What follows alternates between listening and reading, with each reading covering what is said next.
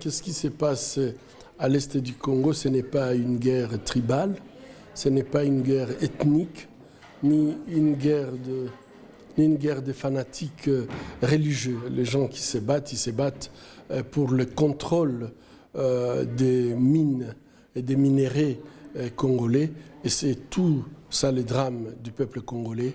Ces ressources naturelles sont devenues une malédiction parce que ça fait 20 ans que nous payons de notre vie, nous payons de notre sécurité à cause tout simplement des personnes qui veulent contrôler, piller les richesses du Congo. Il ne faut pas oublier que même les gens qui se croient être très très loin de cette crise congolaise, en fait, ils sont liés à cette crise d'une manière ou d'une autre, puisque cette région, c'est la région qui contient la plus grande réserve du tantal mondial. Et on ne peut pas fabriquer un appareil électronique aujourd'hui sans pouvoir sans utiliser ce métal qui est très très important dans la fabrication de tous les gadgets électroniques. Mais on n'a pas encore une réponse pour mettre fin à ces atrocités, à ces barbaries.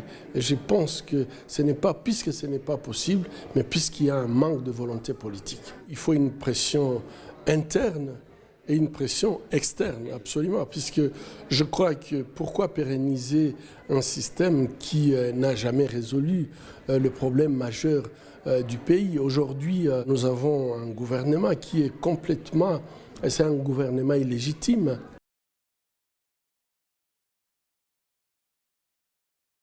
Notre difficulté, c'est que nous sommes des médecins et donc nous recevons les malades.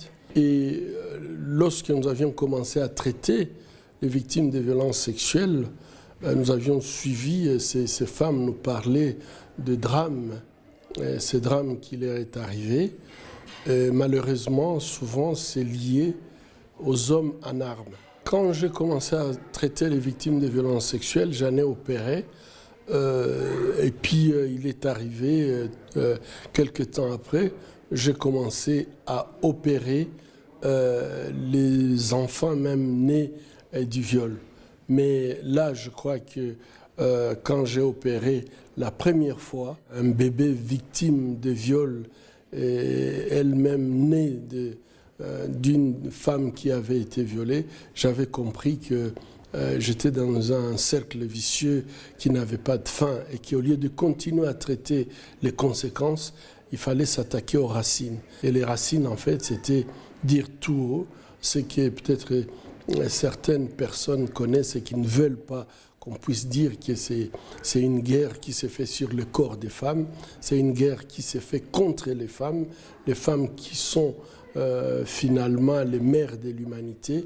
Et lorsqu'on détruit la mère de l'humanité, donc on est en train de détruire notre humanité commune.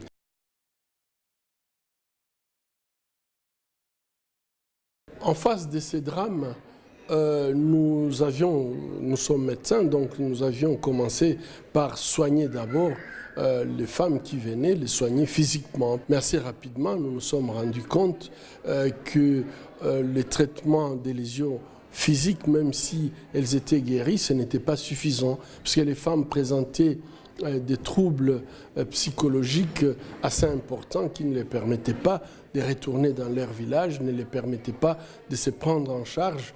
Et donc, elles développaient des troubles somatiques qui n'étaient pas contrôlables autrement que joindre à notre équipe médicale le deuxième pilier de notre prise en charge, qui est la prise en charge psychologique.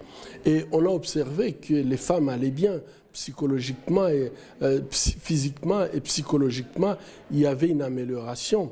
Mais en fait, lorsque les femmes n'étaient pas autonomes sur le plan économique, les faire accepter dans leur société, dans leur famille, dans leur communauté qui les avaient rejetées, c'était très très difficile.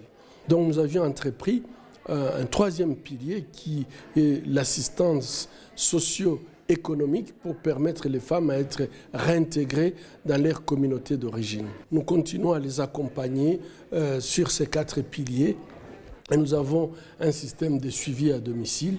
Il y en a beaucoup qui se sont organisés en petites organisations. Nous les appelons des mutuelles de solidarité où les femmes viennent ensemble 20, 30 avec une activité commune où elles se cotisent une petite somme. Elles peuvent avoir des projets communautaires qu'elles réalisent ensemble. Moi, je pense que ces modèles me donnent beaucoup d'espoir pour le Congo, même s'il y a beaucoup de gens qui pensent qu'il n'y a pas d'espoir pour le Congo. Mais quand je vois comment les femmes congolaises se comportent, je me dis qu'il y a encore de l'espoir. Lorsque les femmes se portent bien dans leur communauté, qu'économiquement elles sont indépendantes, autonomes, leurs enfants vont à l'école, peut-être elles ont un petit toit, c'est à ce moment-là qu'elles posent cette question, la question de la justice.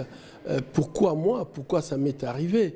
Elles ont commencé à revenir vers l'hôpital pour demander à ce qu'on puisse les soutenir pour amener devant les cours et tribunaux leurs bourreaux. Et aujourd'hui, nous fonctionnons avec ces 4 piliers, donc médical, psychologique, socio-économique et légal. Et nous avions constaté que lorsque les femmes passaient par ces 4 piliers, elles devenaient non seulement activistes pour réclamer leurs droits, mais elles se battaient pour le droit de leurs enfants, le droit de leur communauté.